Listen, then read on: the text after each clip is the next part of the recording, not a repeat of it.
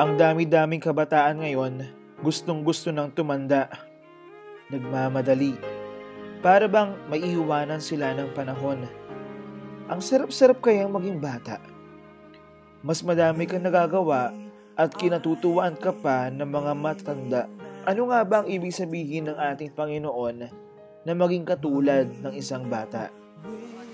Sa lahat ng mga tao nakapaligid sa akin na alam kong nagiging mabuting ehemplo. Sinasabi po dito na ang isang bata, isang follower siya. Paano ba ang maging isang katulad ng maliit na bata? Paano ko ba masasalamin sa sarili ko ang katangian ng isang maliit na bata? Paano ba ako magiging ehemplo sa kapwa ko at masalamin sa sarili ko ang katangian ng isang maliit na bata? Ako po si Bishop Milo at ang lahat ng ito ay tatalakayin natin dito sa #blessings. Blessings, our lives are gifts from above. Blessings, you fill our hearts with love. Blessings, our lives are gifts from above. Blessings, you fill our hearts with love. Joy, peace, patience, these are things that matter. Kindness, goodness, longanimity, mildness, faithfulness, modesty, #blessings, continence, and chastity. Diyos naming Ama, inihahabilin namin sa iyo ang lahat ng mga kabataang lalaki at babae sa buong mundo, lalong-lalo na ang iyong mga naliligaw ng landas. Kaisa na kanilang mga suliranin, mga naisin, pangarap sa buhay at pag-asa. Lingapin mo sila ng may pagmamahal at gawin silang mga manggagawa para sa kapayapaan at tagapagbuo ng pagmamahal na ang kabihasnan. Tawagin mo sila na tumugon at sumunod kay Jesus na iyong anak. Naway maunawaan nilang magbigay ng buong sarili para sa iyo at sa sangkatauhan. Gawin mo silang magiting, matatag, bigyan ng lakas sa pakikipagtunggali at pagharap sa lahat ng hirap sa buhay. Pakinggan mo kami, Panginoon, sa aming panalangin para sa mga kabataan. Naway samahan sila ng mahal na Birheng Maria, Ina ng Panginoon at ating ina sa panahon ng tukso. At bahaginan nawa niya kami ng lakas ng loob na ibigin ka, O Panginoong aming Diyos. Tulungan mo nawa na maintindihan namin ang pagtawag na ginawa mo sa amin upang iyong tunay na pag-ibig ay dumaloy sa amin. Amen. Ang mabuting balita ng Panginoon ayon kay San Juan. Papuri sa iyo, Panginoon. Noong sandaling iyon, lumapit kay Jesus ang mga alagad at nagtanong, "Sino po ang pinakadakila sa kaharian ng langit?" Tinawag ni Jesus ang isang bata, pinatayo sa harapan nila at sinabi, "Tandaan ninyo ito, kapag hindi kayo nagbago at tumulad sa mga bata, hindi kayo mabibilang sa mga pinagaharian ng Diyos. Ang sino mang nagpapakababa na gaya ng batang ito ay siyang pinakadakila sa mga pinagaharian ng Diyos. Ang sino mang tumatanggap sa isang batang ganito dahil sa akin ay ako ang tinatanggap. Ingatan ninyo na huwag hamakin ng isa sa maliit na ito. Sinasabi ko sa inyo, sa langit, ang kanilang mga anghel ay lagi nasa harapan ng aking Ama." Ang mabuting balita ng Panginoon. Pinupuri ka namin, Panginoong Hesukristo. Happy Fiesta po ng Santo Niño. Ngayon po ay nakapistahan ng banal na sanggol na si Jesus.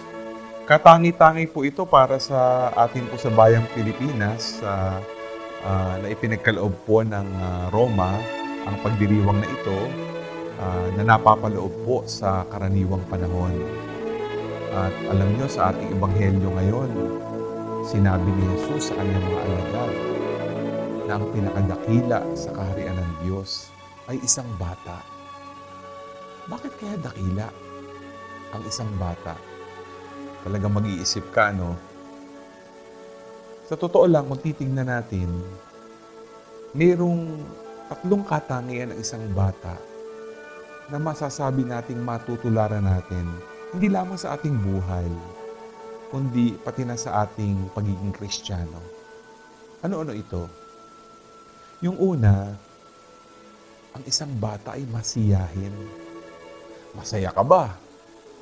Kasi alam mo, pag tumatanda daw tayo, punong-puno tayo ng problema, kalimitan, talagang yung mga mukha natin, napakalungkot, yung iba nakasimangot.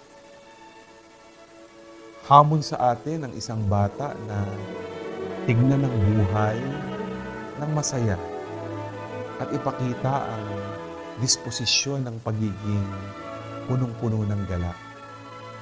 Ang mga bata nga mahilig maglaro, di ba? Kaya sila masaya. Tayo, dapat maging masaya dahil ang Panginoon ay sumasa atin. Ang nagbibigay galak sa ating buhay, walang iba kundi ang Diyos. Kung titingnan natin sa ating mundo ngayon at yung mga dinadaanan sa buhay, maraming problema. Ito ang nagbibigay ng lungkot sa atin. Pero sa gitna ng lahat ng ito, tinuturo ng isang bata, hindi naman sa hindi isipin ang problema, kundi matutong maging masaya anuman ang dinadaanan at pagsubok sa buhay. Sabi nga sa ating mga Pilipino, mapalad pa tayo. Dahil kahit marami na tayong dinadaan ng mga kalamidad, mga krisis sa buhay, meron pa rin daw tayong sense of humor. Pati sa mga text message ka, nakakapagpatawa pa tayo. Tignan nyo yung social media, sa Facebook, kung ano-anong mga biro. Kahit meron tayong mga tinatawag na krisis politikal, ekonomikal, o kahit spiritual, masaya ang Pilipino. Masaya ang isang bata. Sana maging masaya tayo dahil alam natin, ano man ang dinadaanan natin sa buhay, nandyan pa rin ang Diyos. Yung ikalawa, ang isang bata daw ay mapagpakumbaba. Totoo yan, maraming matigas na ulo na bata.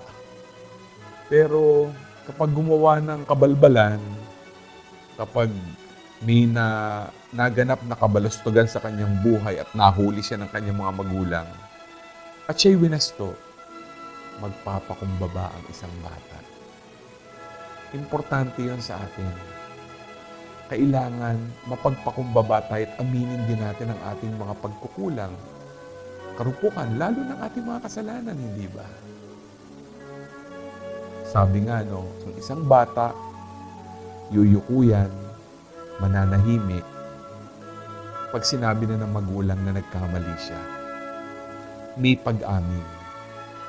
At pagkatapos din, ang isang bata, pag nagpakumbaba, inamin ang kanyang pagkukulang, sinabi siyang may kasalanan siya, gagawa ng paraan para bastuin ang kanyang pagkakamali. Ito siguro ang disposisyon din na hinahamon sa ating lahat. Magpakumbaba sa Diyos. Sabihin din sa Diyos na marupok tayo, nagkakasala. At hamon sa atin, kapag nadapa, bumangon ulit at mamuhay ng maayos. Ano yung ikatlo? Sabi ng isang bata, masunurin. Totoo yan. Siyempre, tayo naging bata, ako naging bata, susunod tayo sa mga magulang natin. Susunod tayo sa matatanda. May mga pagkakataon, may mga parang mga rebelde. Pero, pag namulata na, susunod pa rin. At alam niya, mas mayroong karunungan ang matanda na dapat pakinggan. Ito siguro ang hamon sa atin ng Diyos. Maging masunurin sa Kanya, sa Kanyang kalooban. Dahil alam natin, siyang nakakaalam ng lahat. Alam niya kung ano makabubuti sa atin. Minsan gusto natin sundin yung kalooban natin. Kaya lang, pagkalooban natin, yung madali. Pagkalooban ng Diyos, mahirap. Pero huwag tayong matakot. Dahil pag sinunod natin ang kalooban ng Panginoon, hindi niya tayo pababayaan. Katulad ng isang ama, aalalayan tayo. Tandaan po ninyo, hamon ng kapistahan ng Santo Niño. Tularan ang isang bata na dakila sa kaharian ng Diyos. Maging masiyahin, maging mapagpakumbaba, maging masunurin. Lahat ng ito hindi para sa atin. Diwa ng isang bata para sa Diyos, para isang makabuluhang buhay, pananalig kay Kristo.